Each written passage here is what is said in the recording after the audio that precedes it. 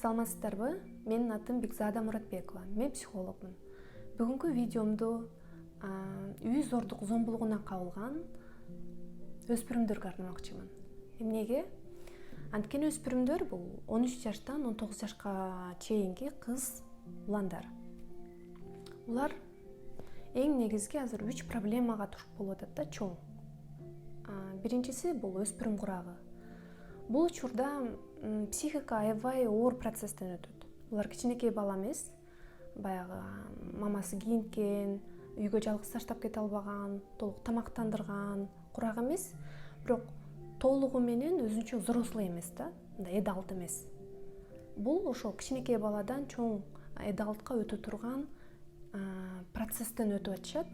Бул инсан, личность калыптанып атат бул убакта. Бул убакыт өзгөчө өтөт. Бул убакта тинейджерлер, подростоктор башкача ойлонушат, башкача сезимдери болот, бат ачууланат, өзүнүн теңтуштарына мындай өзгөчө болгусу келет. Бул убакта мен билем, мен жасайм, мен өзүм билем деген сезимдер өйдө күч алат. Бат ачууланат дагы, баягы эмоцияларын контролго ала албай калышы мүмкүн. Анткени организмде өтө көп өзгөрүүлөр болуп атат да. Ушундай учурда анан экинчи стресс болуп атат. Бул үй зордук зомбулугуна кабылып атат. Бул дагы өтө чоң стресс. Анан үчүнчү коронавирус. Бул дагы аларда адам да, аларда сактаныш керек, аларда коркот, аларда өзүнө кам көрүш керек. Мен азыр тамагы жок, башка проблемаларды айтпай элем. Ошо тинейджерлердин, өспүрүмдөрдүн азыркы учурда 3 негизги проблема менен беттешип атканын, алар үчүн оор, алардын психикасына. Ошон үчүн өспүрүмдөр кайсы үй зордук зомбулугуна кабылган өспүрүмдөр үчүн болмокчу ушул видео. Биринчи зордук зомбулук деген жөнүндө айтып кетсем, бул эмне өзү? Үй зордук зомбулугу. Зордук зомбулук кыскача жөнөкөй тил менен айтканда, качан үй бүлө family member, үй бүлөдөгү бир мүчө, ошол үй бүлөдөгү бир мүчөнү анын каалоосуна, анын эркине каршы бир нерсе кылууга мажбурлоо. Анын сезими менен, анын ою менен, анын сезимин, оюн эске албоо, аны менен эсептешпөө, ошол адамдын укугун чектөө, ошол адамдын эркиндигин чектөө, ага карата жаман мамиле. Мисалы, мындай эң жөнөкөй айтсам, мындай үй бүлөлөрдө андай өспүрүмдөр өзүн кандай сезет? Үй алар үчүн мындай. Үй бүлө бир жакын адамдар, үй бүлө бул коргоо, үй бүлө бир бири-бирин аяр мамиле жасоо, бири-бирин колдоо эмес, алар үчүн наоборот үй бул коркунучтуу жер болуп калат да. Кайсы жерден аларды баса турган, киши эмес деп эсептей турган, физикалык баягы уруп согуулар боло турган, кыйкырык, бир нерсени дайыма мажбурлоо, ал үйдөн өзүн мындай эркин сезбеши, дайыма мындай напряженияда жүргөн абал да. Жөн уктай албашы, дайыма бирөөнүн көзүн карап турушу, ошол ким агрессор, ошол эмне кылса, ал минтет, ага мындай кылыш керек. Мисалы, тамак жасаш керек, болбосо ал урушат, же болбосо күлбөш керек, анткени анын настроениясы жок, же болбосо ой, муну ала албайм, анткени бул урушат деген сыяктуу да. Ар бир үй бүлөнүкү башкача, бирок негизинен ал жерден адам өзүн мындай жакын адамдарыныкындай сезбейт. Наоборот, ошол үй бүлөдөн өзүнүн коркуу сезими көбөйөт. Өзүн аябай максималдуу контролдойт, сезимдерин, оюн түз басып, көп жумуш жасап, анын каалагандай кылып, мисалы, коркуу сезиминде болот. Бирөөнүн ошонун көңүлүн кабак кашын карап эме кылат да, жашайт, уктайт, турат, ошол сыяктуу мындай үйдөгү болгон кордоо. мына ушундай domestic abuse деп коет мында англисче. Мунун 4 түрү бар. Биринчиси бул физикалык.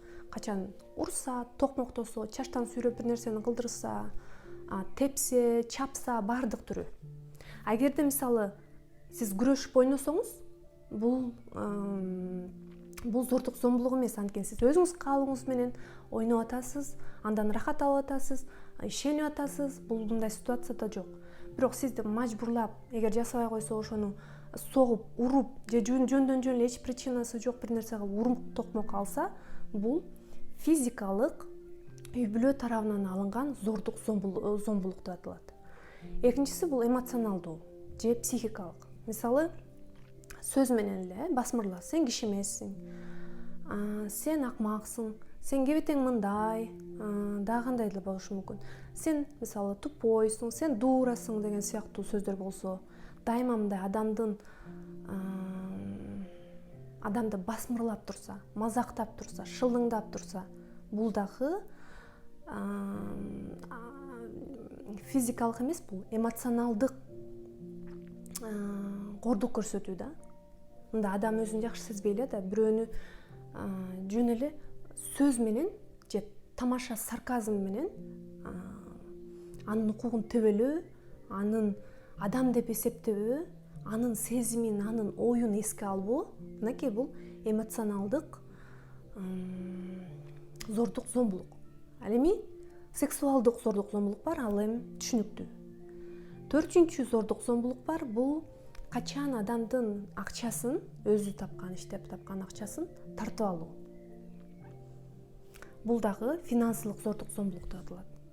Анын каалоосуз, анын оюн эске албай туруп, алсыздыгына же ошол агрессияга басым жасап туруп тартып алуу, бул дагы зордук зомбулук.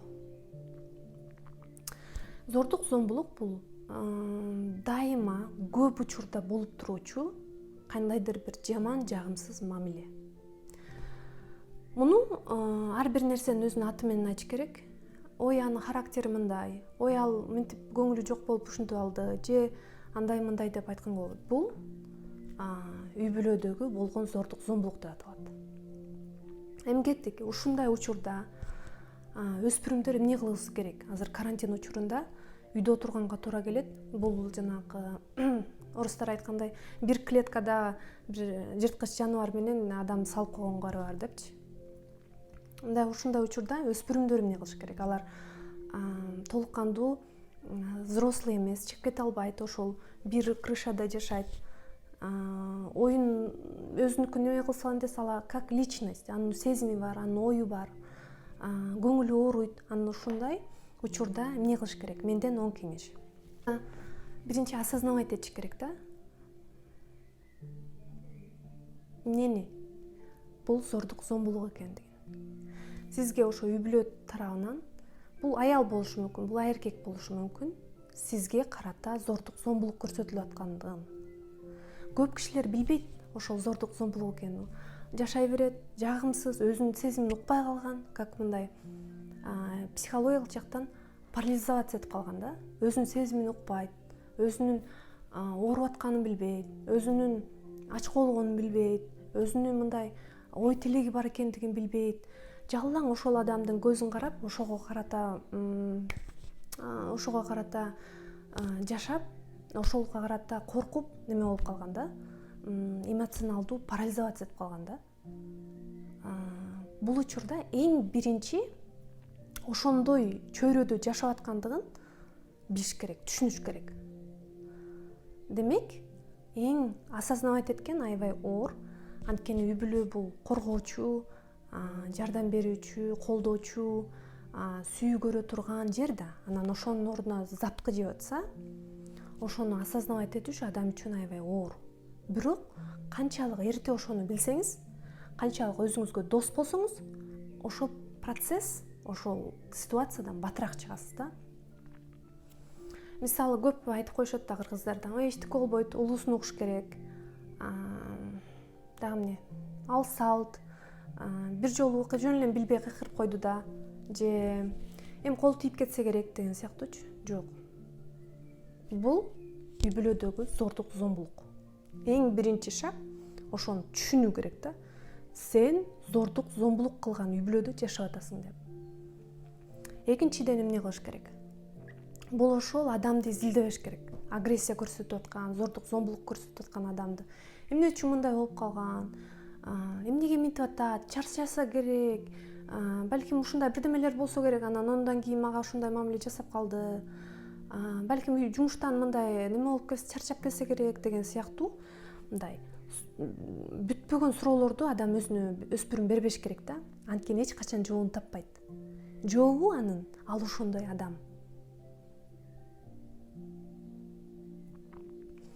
Өзүнүн башынан чыгарып салыш керек мындай суроолорду. Эмне үчүн мындай болуп калган? Эмнеге мындай мамиле кылып атат деген суроолорду. Ал ошондой адам. Түшүнүктүү болду го дейм. Үчүнчүсү, бул убактылуу ситуация экенин түшүнүү керек да. Кээ бирөө балким канча жылдан бери жашап аткан болсо, аларда мындай сезим болушу мүмкүн да.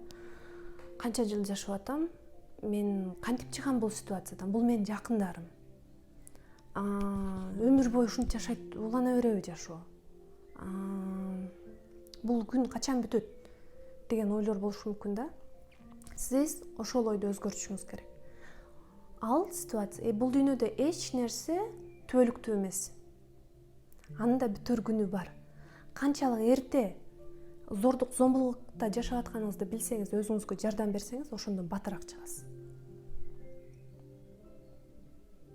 Эч качан ошол сезимге дин аркасынан кетпеш керек да. Бул нерсе өзгөрбөйт экен. Бул мындай мурунда эле ушундай болгон, эмгиче чечпейт белем. Азыр кандай чечем деген ойдо болбош керек. Анткени силер өспүрүмсүңөр. Силердин келечегиңер алдыда. Буюрса силер иштейсиңер, окуйсуңар, башка досторду күтөсүңөр, өзүңөр үй бүлө күтөсүңөр. Ошол силердин болгон жашооңор ошол үй бүлөдөгү адамдар менен чектелип калбайт да. Ошол нерсени эске алыш керек. Андан кийинки төртүнчү менин кеңешим, көп ушундай окуядагы адамдарда мындай сезим бар. Мен жалгызмын дегенде. Мага эч ким жардам бербейт. Мен сезимимди эч ким билбейт. Мага эч ким жардам бергиси келбейт. Мени коргоочу адам жок. Мен жалгызмын дегенде. Ушул жерден эң негизги нерсени айткым келет. Сиз жалгыз эмессиз. Сизде өзүңүз барсыз. Эң негизгиси ошол. Эгер сиз билсеңиз, сизде өзүңүз бар экендигин, өзүңүз дос экендигиңизди, өзүңүздү өзүңүз коргоңуз келген желание болсо, өзүңүздү өнүктүргөнгө желанияңыз болсо, каалооңуз, өзүңүздүн башка жашоого татыктуу экениңизди билсеңиз, ошол эң биринчи жетиштүү болот да. Биринчи кадамга, эң башталышына ошол негизги түрткү, жакшы нерселердин башталышына. Дайыма өзүңүзгө айтыңыз.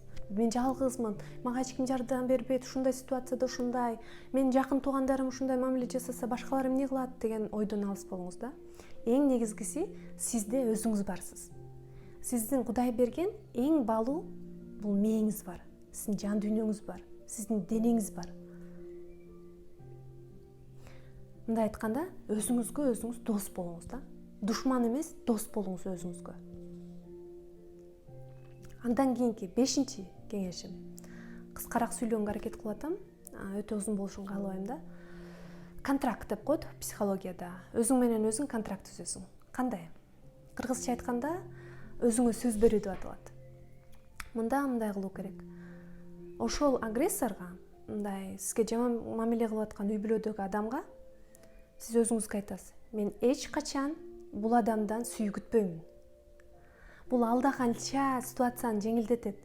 Анткени мындай үй бүлөдө өскөндөр сүйүүгө муктаж да, аз көрүп калган. Жардамга муктаж, колдоого муктаж. Анан ошол ресурсу толбогон үчүн алар дайыма башкалардан, мындай жакындарынан сүйүү издейт да. Жок, мага кереги жок, мен самостоятельныймын, жок, андай болуп айтканы менен ички аркы сезиминде ушундай жакшы мамиле күтөт. Анан элестетиңиз, ошондой үй бүлөдө ошол жакшы мамиленин ордуна зопку жеп атса, зөөкүрлүк кылып атса, жаман сөздөр менен сөгүп атса, жаман сөз айтып атса, басынтып атса, киши эмессиң деп атса, ал адам өтө сезими жабыркайт да. Эмне үчүн?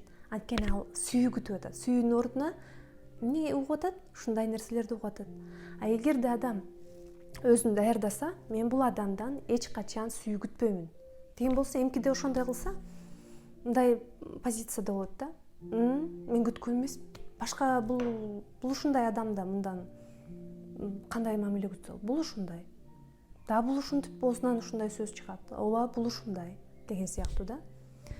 Анан өзүңүздү издеп көрүңүз, изилдеп. Дагы кайсы жерден, кайсыл учурдан сиз ошондой сүйүүнү күтүп атасыз, жакшы мамилени күтүп атасыз, мээримди күтүп атасыз да. Мисалы, балким ойлоп атасыз. Келе гой чай ич деп айтат деп, же ой, молодец, муну кылыпсың деп айтат деп, ой, муну жасап коюпсуң, рахмат деп айтат деп, же ой, тамагың жакшы болуптур, даамдуу, рахмат деп айтат деп, же ушул сыяктуу да. Эгер ошондойлорду күтүп аткан болсоңуз, ошону алмаштыруу керек. Жок, күтпөйм. Анткени эмне? Жогоруда сүйлөдүк. Эң негизги сизде, сиз өзүңүз барсыз. Ошону өзүңүзгө дайыма эстетип турушуңуз керек да, өзүңүзгө. Андан кийинки 6-чы. Сезимдерди жөнгө салабыз. Мындай ситуацияда болгондор өзүнүн сезимин такыр унутуп калат, өзүнүн сезимине эч ишенбей калат да. Мисалы, коркуп атса деле жөнүнүп турат. Баягы өзүнүн сезимдерин ылдый басып, жутуп атып, баягы көнүп калган да. Анан ошол бойдон баягы коркуп атса деле, мындай башка үй бүлөдөн дагы тышкары мындай өзүнүн сезимине ишенбей калат да. Коркуп атса деле бир нерсени кыла берет, же бир нерсени кылгысы келбей атса деле өзүн мажбурлап кыла берет. Анткени өзүнүн сезимине ишенбей калган да. Анткени бирөөнүн көңүлүнө, бирөөнүн каалоосуна мынтип сүйөнүп жашап көнүп калган да. Корккону менен ошондой кичинесинен бери зордук, зомбулук көрүп жүргөн адамчы. Анан бул учурда өзүнүн сезимдерин окуганды, түшүнгөндү жакшы билиш керек. Азыр эмне сезип атам? Эгерде ошондой дагы жаман сөздөрдү же кандай бир ситуация болсо, өзүңүздөн сразу сураш керек. Эмне мени мындай жаман сезгенге алып келди? Кайсы сезим, кайсы сөз? Эмнеден улам мен өзүмдү сезип атам? Деген сыяктуу. Анан бир нерсени түшүнүш керек. Сүйүү бул барабар пейн эмес да, боль эмес. Бул эки башка нерсе. Буларда ушундай үй бүлөдө мындай болуп калат. Жакшы көрүү, коркуу сезими бир болуп калат да. Ата-энеси же жакын адам болсо жакшы көрөт да кичинекейинде. Анан баягы коркуп, зордук, зомбулукта өскөн адам коркуу дагы болуп калат да. Анан экөө бир болуп калат. Ошону ажыратып билгенди үйрөнүш керек да. Же болбосо мындай кээде ошол сезимдерин окуу аябай кыйын болуп калат. Мисалы, эмне сезип атканын билбейт да. Толкунданып атабы же коркуп атабы, ушул сыяктуу сезимдер болот. Анан өзүбүзгө эмне беребиз? Суроо беребиз. Мен азыр коркуп атамбы же толкунданып атамбы? Деген сыяктуучу. Ошентип өзүңөрдүн сезимдерди, каалооңорду окуганды мындай үйрөнүш керек да. Анан сөзсүз өзүңөрдүн каалооңорго эмнени каалайм? Кайсы тамакты жакшы көрөм? Кандай кийимди жакшы көрөм? Кандай чач жасалгасын жакшы көрөм? Кайсы китепти жакшы көрөм? Кайсы актёрду жакшы көрөм? Ошондой суроолорду көп бериңиз, чтобы сиздин ошол жанагы взрослый часть, эдал части жакшы калыптангандай болчу. Мынакей ушундай сизге кеңеш. Андан кийин 7-чи. Эгерде сизге ур-токмокко физикалык абьюз көрсөтүп атса, анда айтышыңыз керек, мындай кылбашын. Эгерде болбой эле дагы кылып аткан болсо, анда сөзсүз бирөө менен бөлүшүңүз керек. Бирөөдөн жардам суроо бул уят эмес да. Мындай байлар, акылдуулар, миллионерлер, бардык эле адамдар бирөөдөн жардам сурайт. Бул баарын билүү мүмкүн эмес да. Анан сиздин учуруңузда сөзсүз бирөөдөн жардам сураш керек. Бул сизди түшүнө турган, сиз ишенген адам. Мугалим болушу мүмкүн, кошуна болушу мүмкүн, дос болушу мүмкүн, тайке, эже, жезде деген сыяктуу каалаган адам болуш керек. Же болбосо интернеттен ким психолог деген деп жүрса, университетти бүткөн, психолог болуп иштейт, ошолорго жазып көрсөңөр болот. алар өздөрү көрсөтпөсө дагы балким каяка кайрылыш керек экендигин айтат. Балким кээде психологдордо болот, мындай бекер консультация берет. Мисалы, тинейджер болсо алар акча таба албайт да азыр пока. Балким кээ бирлер ушундай жыл сайын канча бир саат бекер консультация берет. Балким ошондой адамдарга сизди жолдойт да. Эгерде аябагандай эле өмүрүңүзгө коркунуч келтирип атса, анда укук коргоо органдарына чалышыңыз керек, милицияларга. Ушундай учурда, аябай эмоционалдуу учурда, эмне кылаарды билбей отурган учурда өзүңүздү дем алганыңызды байкашыңыз керек. Өзүңүздү ушундай эмоциядан арылтуу үчүн дем алганды байкап, же болбосо ага да болбой баратса, анда холодильникке барып муздак нерсени кармап турабыз. Качан? Ошол эмоция тараганга чейин. Мээни башка нерсеге переключать этиш керек да. Бул үйдө көбүндө эле бар болуш керек. Холодильниктен муздак нерсени алып, ошону кармап туруу, качан эмоциянын баары кеткенге чейин. Мына ушундай. Эгерде сөз менен кылып атса, мисалы, сен мындайсың, сен киши эмессиң, сен кебетең карачы, сен көзгө карап ал кебетеңди, сен мээң иштебейт деген сыяктуу басынткан сөздөрдү, жүрөгүңүздү оорткан сөздөрдү айтып атса, анда айтыңыз биринчи, мага мындай сөздөр жакпайт, экинчи айтпагын деп. Эгерде ага да болбосо, дагы эле кайталап аткан болсо, анда айтыңыз, ооба мен ошондоймун, макул болуп коюңуз. Мен ошондоймун. Мен ошондой кемчилигим бар, ооба деп коюңуз. Бул өтө оор, бирок ушундай убакыт болгондо дагы бирөө менен кеңеш мындай бөлүшүшүңүз керек да. Достор менен, мен жана жогоруда айткандай, кимге чалыш керек, ким менен сүйлөшүш керек, сөзсүз бирөөнө айтышыңыз керек. Мындай үй бүлөдө өскөндөр дайыма ичине катып көнүп калышат. Баягы биринчи мунун себеби коркушат, же уялышат, же корунат, ошондой мамиле жасап атат, мен жакын адамым деп айткандан. Мунун эч уяты жок. Өзүңүзгө жардам сурагандан өзүңүздү коргоонун эч уяты жок. Адамдын өмүрү, анын ден соолугу, анын психикасы биринчи орунда турат. Баарынан, маданияттан дагы, салттан дагы, динден дагы бардыгынан адамдын өмүрү, ден соолугу, анын психикасы биринчи орунда турат да. Ошондуктан сөз бирөө менен бөлүшүү керек. Качан эгер адамдын природасы ушундай да жаратылышы, эгерде бирөө карап турган болсо, кичине немесин өзгөртөт. Эгерде ал да билсе, кишилер билет мен ушундай мамиле жасап атканымды, тиги да билет, бул да билет болгондо кичине өзгөртүшү мүмкүн. Ал эми сексуалдуу зордук, зомбулук көрсөтсө, сөзсүз түрдө милицияга чалышыңыз керек. Ал эми төртүнчү, финансылык зордук, зомбулук көрсөтсө, дагы айтышыңыз керек. Айтканда кандай, сен мага мындай кылдың эмес, мага бул нерсе жакпай эле, мен деп баштаңыз. Мага бул жакпай эле, мен муну каалабаймын, мен мындай мамилени көтөргүм келбейт деген сыяктуу мен деген сөздөн баштаңыз. Сен эмес, мен деген сөздөн. Анан сөзсүз ойлонушуңуз керек. Эгерде сиз иштеп бир нерсе кылсаңыз, анан аны бирөө тартып алса, ошол жумушту улантууңуздун кажети барбы, же кандай чечсе болот. Ар бир ситуация өзгөчө. Ошон үчүн бирөө менен кеңешип көрүшүңүз керек. Сиз ишенген, мага жардам берет го, мени түшүнөт го деген адам менен сөз кеңешип көрүшүңүз керек. Кеттик анда. 8-чи менин кеңешим, мындай учурда агрессияны өзүңүзгө эмес, ошону ресурс катары колдонушуңуз керек. Кандай? Мисалы, бир үйдө бирөө муну басып атат, басмырлап атат мындай, сөз менен болобу, физикалык болобу, эмоционалдык болобу мындай. Анан ошондой эле агрессия мындай неме кылган, бул адамда да бар да. Бул просто буга жибере албайт.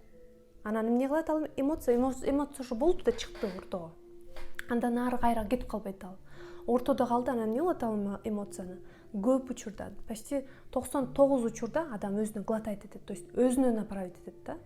Анан ошол учурда жана жаман иштерге барышы мүмкүн. Ошол учурда өзүнө кандайдыр адам өзүнө кыянат кылып коюшу мүмкүн.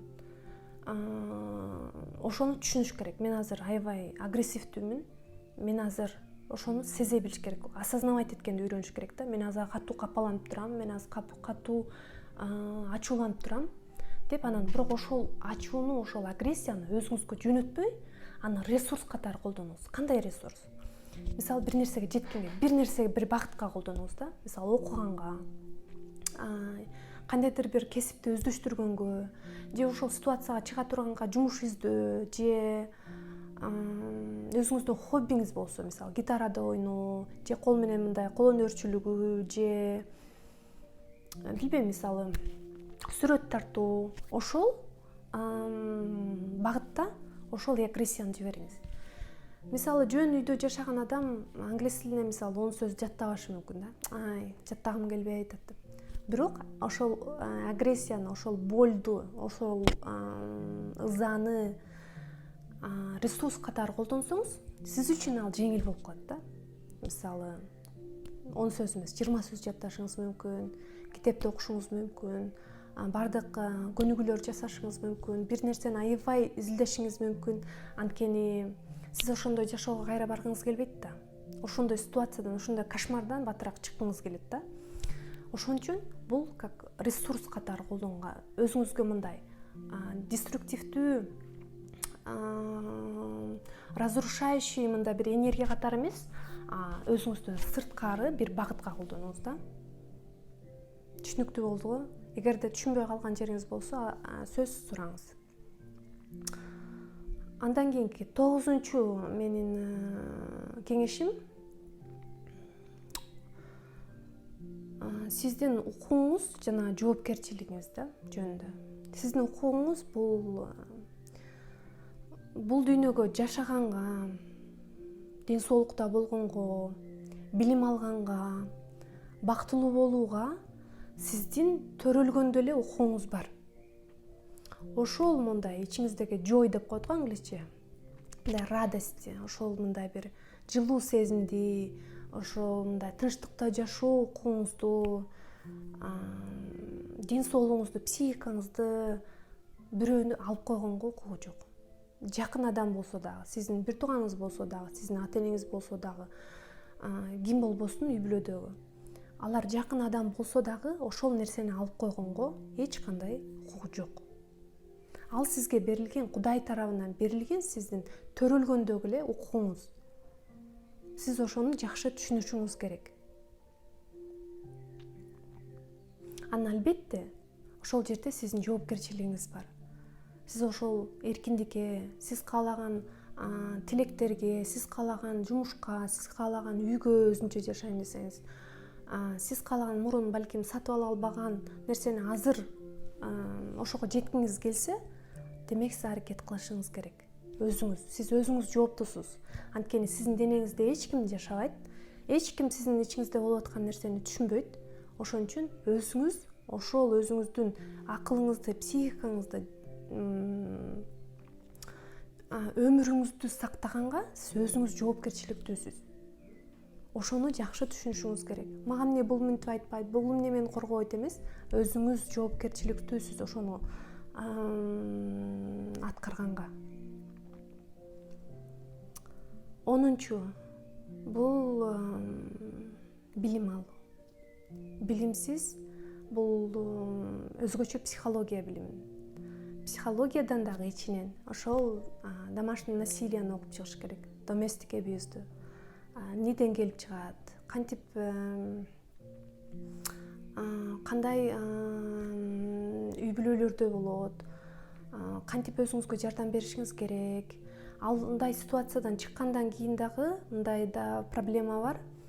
Тынч убакта бүт травмалар, бардык оорулар чыгат. Мурун мындай напряженияда жашаганда, анан тынч жакшы убакка келгенде ошонун баары мындай сознаниядан чыга баштайт да, бардык оорулар, бардык баягы проблемалар. Мисалы кичинекей балдарды байкадыңар беле, каникул убагында ооруп калышат, анткени аябай жанталашып окушат, анан баягы каникул дегенде бошогондо анан бардык мындай негативдүү энергиялары, бардык проблемалар мындай чыга баштайт да. Психологияда деле ошондой көп жыл зордук, зомбулук көрүп, анан мындай жакшы тынч жашоого келгенде ошонун бардыгы акырындан чыга баштайт да. Анан сөзсүз түрдө мындай канча жыл жашаган адамдар ушундай зордук, зомбулукта сөзсүз түрдө өзүн аяктырыш керек. Анткени мындай ситуациядан таптаза ден соолукта чыгуу мүмкүн эмес да. Көп өзү менен өзүңөр иштешке туура келет.